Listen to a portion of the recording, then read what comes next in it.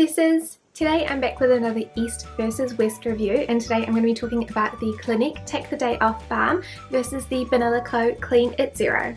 Both of these cleansing balms are pretty hyped up in each of the countries, so the Banila Co Clean It Zero has been a holy grail for so many princesses and it's been around for a very long time, whereas the Clinique Take the Day Off Balm, I've only really seen it come out recently in terms of people talking about it like it's an amazing product, so I decided that I would try both of these out.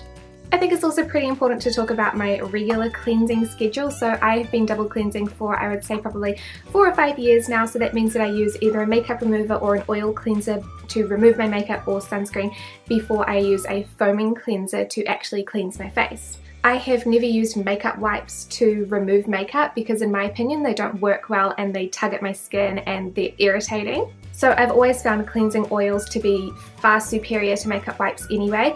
So a lot of the reviews that we're talking about the Clinique balm, I find them hard to believe because the people were previously just using makeup wipes, and so I think that if you're only using makeup wipes and then you start using a cleansing oil or a cleansing balm, of course this is probably going to seem amazing because you're using makeup wipes. I don't know why more people don't use cleansing balms or cleansing oils because they're so much gentler on your skin and they're so much nicer. I don't know, that's just my personal opinion though. So let's start out with the product claims. The product claims are very similar. They both claim to remove makeup, although the Clinique takes it a step further and tells you that it's going to keep your skin more youthful. So the Clinique product description says, lightweight makeup remover quickly dissolves tenacious eye and face makeup sunscreens. Transforms from a solid balm into a silky oil upon application. Cleans thoroughly, rinses off completely. Gently helps remove the stress of pollution so skin looks younger, longer. Non-greasy, non-drying for all skin types. And for the Banila Co, lightweight sorbet-like textured makeup removing cleansing balm that whisks away pore clogging impurities. The packaging of each product is quite different and there is a difference in size. The Clinique balm is bigger at 125 grams, whereas the Banila Co is 100 mils. I personally prefer the Clinique packaging because it's a little sleeker and it's easier to store. However, there is nothing wrong with the Banila Co packaging and it does come with a spatula. The ingredient list is also very comparable, but the Banila Co does add a lot of extra fruit and flower extracts. The biggest difference for me in terms of their ingredients is that the Banila Co contains mineral oil, which I believe that I am sensitive to, whereas the Clinique contains safflower oil. The Banila Co also contains an ingredient called butylene paraben, which is a paraben and some may wish to avoid it, but this doesn't bother me personally. And both products contain polyethylene, which is a type of microplastic, and this is what gives the balm its solid texture. The polyethylene is a little bit of an interesting subject at the moment because, as we know, microbeads are really bad for the environment, but microplastics are also bad for the environment. Microbeads tend to get eaten by fish and that's where we see them, but they're also bad for polluting the environment, whereas microplastics are too small to be found like inside fish as well, but they still do the same effect with the pollution. There is more study needed on this subject, but it is interesting to point out now.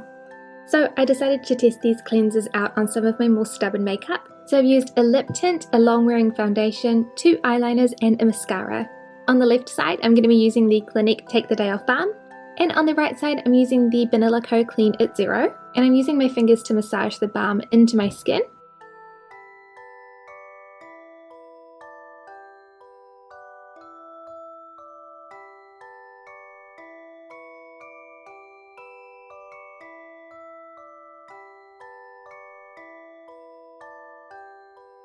And then because I'm in my bedroom and not my bathroom, I'm going to be using 2 cotton rounds soaked in water to remove the cleansers. You do need to use water to remove these cleansers, you can't just wipe it off because the water helps dissolve the makeup too.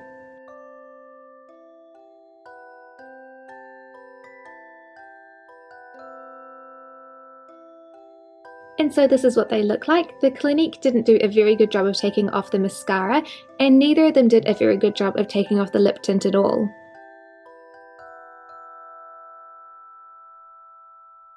So for the performance of the product, I'm going to use each cleanser on one side of my face. During the months that I trialed these, I found that both cleansers were terrible at removing lip stains and certain types of mascara. I find the Banila Co much easier to use. The balm melts into an oil very quickly and it has a lot of slip. The Clinique is harder to use since the balm doesn't melt very much and it feels quite waxy on the skin. This means that I pull my skin much more when I'm massaging the balm into my skin and eyelashes.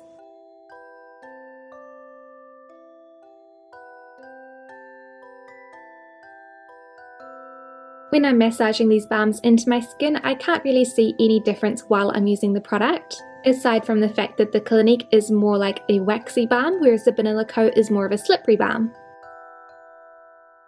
And just like on my arm, I'm using 2 cotton rounds soaked in water to remove the cleanser.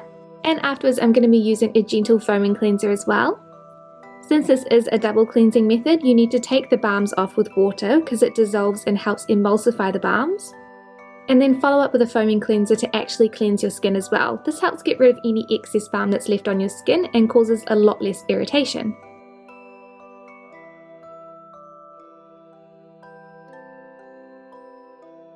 And this is what it looks like after I've used both of them.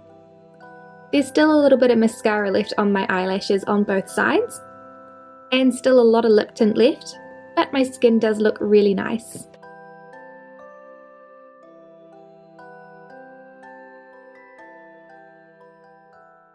So for the price, the Clinique balm is 125 grams. It cost me 65 New Zealand dollars, which makes it 0.52 cents per gram.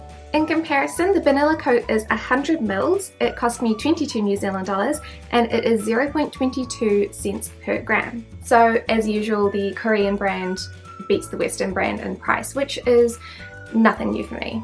So for the Clinique, it has really pretty functional packaging. It is slightly hard to use and it does tug at my skin a little bit. It's not very good at removing stubborn makeup like mascara or lip stains, but it doesn't break me out.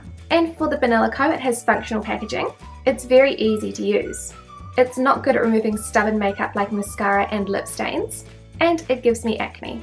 So I much prefer the price of the Banila Co, but I've got to say that the Clinique works better for my skin because it doesn't give me acne.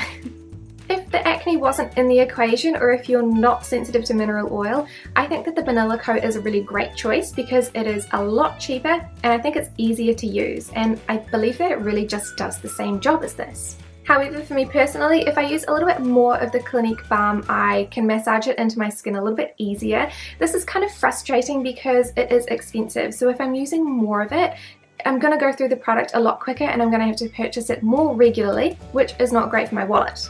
But then again, it does give me acne, and I don't want acne, so I don't want to use this. So for me, I will not be repurchasing the Clinique balm because I believe that it is expensive for what it does.